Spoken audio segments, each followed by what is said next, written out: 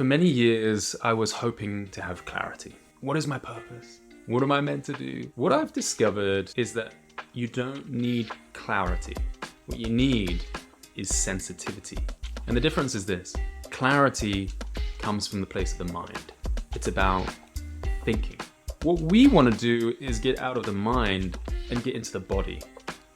And in the body, it's about feeling. And sensitivity is key here. It's not that we need to know, it's that we need to feel. Because we have an internal compass. It points us in the direction in which we need to go. Call it your intuition, call it your values. It's however you deeply, truly want to live. To access that, we need to be sensitive to the sensations around feeling. For a lot of my life, I was so disconnected from my feeling. I think it came from a place of numbness. I experienced a lot of loneliness and depression in my teenage years, especially my late teens.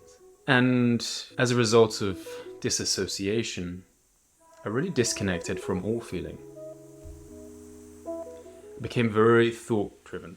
So if I was worried or if I was sad, I became much more tuned to the thoughts of sadness, the thoughts of worry. Oh, I'm feeling really bad right now. Oh, should I do this or should I do that? Did I make a mistake? And focusing on the thoughts was actually a form of disassociation. But it's one that worked really effectively for me. My thoughts became my escape. And there are so many thoughts I could have. It's so easy to escape from how I was actually feeling. I was so focused on clarity because I was so focused on the mind, on knowing. Because I lived in the left brain. I lived in the intellect. It seemed like I just needed to know the answer towards what I should be doing with my life. This is why I read probably hundreds of books on spirituality and personal growth and biographies, countless articles, podcasts, you name it, because I was trying to consume all of this knowledge. I was trying to receive all of this information because my hope was in receiving that information, I could process it, come up with some sort of answer, and then follow through with it. But here's the thing. There is no blueprint. There is no blueprint.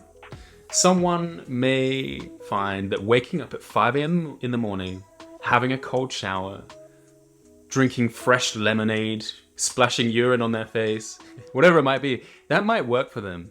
That might have allowed them to create the life of success that they're leading, to have discovered their purpose, whatever it might be. But if you emulate that, that is no guarantee that you'll be where you need to be. You're using what worked for them and applying it to you, and we are all unique. We all need different things. We all have different wants. We all have different ways of doing things. So there was a moment that switched for me, I think about 2 years ago. I was trying to tap into my feeling and I had this book out. And my friend came around and he asked me about it and I was explaining, oh, I'm learning about feeling. And he was just like, why didn't you just feel? Why didn't you explore that yourself? Why are you reading about it? And it clicked. Why was I reading about feeling? And I let go of that attachment, that need to know. And I started to focus more on the experience of feeling. And so I went out and I did just a bunch of different activities, different things. I met new people, went into new groups, felt what it was like to be triggered in certain ways, felt what it was like to feel joy as I was exploring new hobbies and new interests. And I started to use my own body as a school. Everything became an experience from which I could learn, from which I could tune into and feel. And I started to recalibrate myself. What was energizing me? How did I feel excited? What did that actually feel like in the body? What were the sensations? What was it like to be drained? Could I connect certain experiences I was having to my physical and emotional state?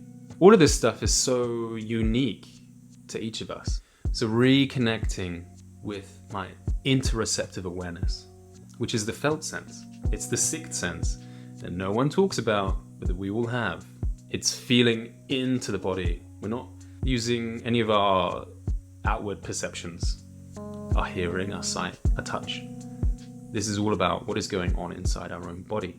And so as I spent more time increasing my sensitivity to my interoceptive awareness, I learned so much more about myself.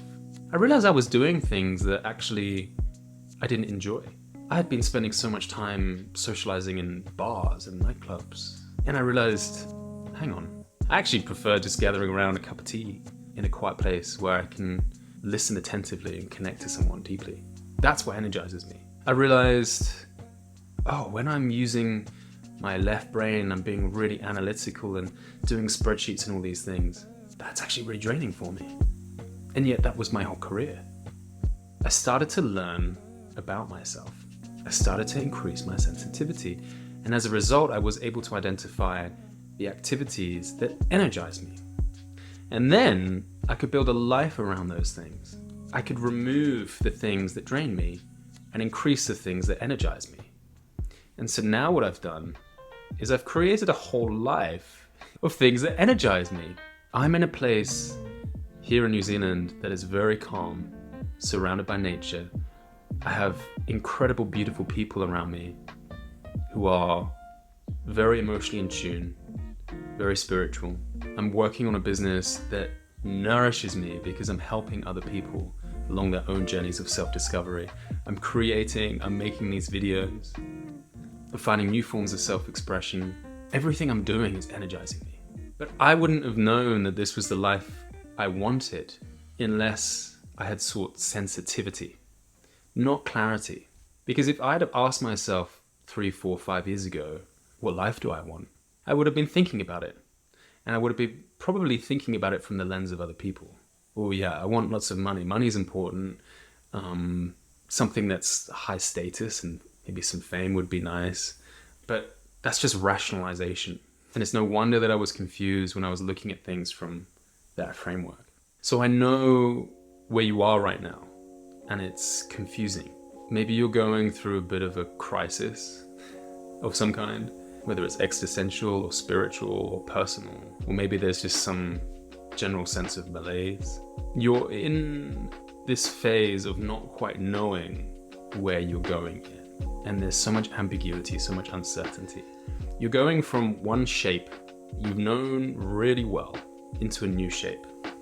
And so between the two is this thing called the unbound space. You're essentially letting go of this, but you haven't quite reached the next shape. You don't know what you're reaching for. And there's this temptation to go back to the old shape because it's safe, it's known. God, there's so much uncertainty in that space. Anything can happen. Just some clarity would be nice. But isn't it also a beautiful place to be? There's so much potential there. And you get to let go of the old and start to work out what is the new that I want to bring in. But focus on your sensitivity. Don't worry about clarity. That comes from that place of a desire to control. We are living life as if it is a story being written in the very moment. We are at the very edge of the pen nib being traced onto paper. We don't know what is coming next. And wouldn't it be awful if we did? Imagine if you knew what was coming in the next chapter. There would be no sense of suspense, no sense of intrigue or interest. You'd start to feel less invested in the characters and the plot. You know, there's this beautiful story about a boy who's lost in the woods, and he's there with his horse. And I'm not sure why he isn't riding the horse, but he's talking to his horse. Let's suspend our disbelief. He's talking to his horse, who speaks back to him. And he says, I'm lost. I just don't know where to go. And the horse says, can you see your feet? And the boy says, yeah, I can see my feet. And then the horse says, can you make the next step? And the boy says, yeah, of course I can make the next step. So the horse says, just do that. Just do that. Just make the next step. You don't need to know where you're going. But keep going forward. Keep progressing. Trust in yourself. Really trust in yourself. Trust in your own experience, because that is all you have. No one else can be in your body. No one else can feel what you're feeling. It's a beautiful place to be. So I hope it's been helpful in some way. If it has, or if anything resonated, please like, share, follow, and leave a comment below. Your comments are amazing. I love seeing this community grow. And I'm always open to feedback, inspiration, anything that comes from you. in my direction. So thank you, and yeah, good luck, keep going.